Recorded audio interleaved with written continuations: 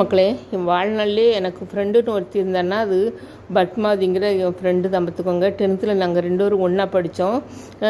அவங்க அப்பா ரயில்வேயில் வேலை பார்த்தாரு. அவங்க வீட்டில் 4 பிள்ளைங்க பாருங்கள். அதில் மூத்த பிள்ளைய கட்டி கொடுத்து அது டவுரி விஷயமா வாழாமல் வந்து வீட்டில் அனுப்பிச்சி விட்றாங்க. வீட்டில் வந்துருந்தது.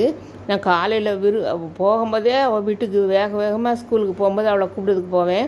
போனோன்னா அவங்க அம்மா எனக்கு ஒரு டம்ளரில் கடுங்காப்பி கொடுப்பாங்க. காலையில் போட்டது வெதுன்னு தான் இருக்கும். வாங்கி மடக்குன்னு தாக்கத்தில் குடிச்சிடும். பார்த்துக்கோங்க. அவங்க அக்கா வந்து அப்படி இருக்குது ரொம்ப கஷ்டமாக இருக்கும் அவளுக்கு. அவங்க அம்மா தான் ஒல்லியாக இருக்கும், சின்ன பொம்மை மாதிரி தான் இருக்கும். அதை வரைஞ்சி கட்டிக்கிட்டு அதான் வேலை பார்த்துக்கிட்டே கிடக்கும் பாருங்க. 2 பேரும் ஸ்கூலுக்கு மனம் கொள்ளாத அளவுக்கு நாங்கள் கவரையும் கஷ்டத்தையும் வச்சுக்கிட்டு போவோம். எல்லாம் வீட்டு கவரை தான். போன உடனே ஸ்கூலில் அந்த கூடைகளை வச்சுட்டு கிரவுண்டுக்கு போயிடுவோம். போய் அவள் வீட்டு கவலையை அவள் சொல்வாள், என் வீட்டு கவலையை நான் சொல்வேன். 2 பேரும் ஒருத்தருக்கு ஒருத்தர் ஆறுதலாக பரிமாறிக்கிறோம் மக்களே.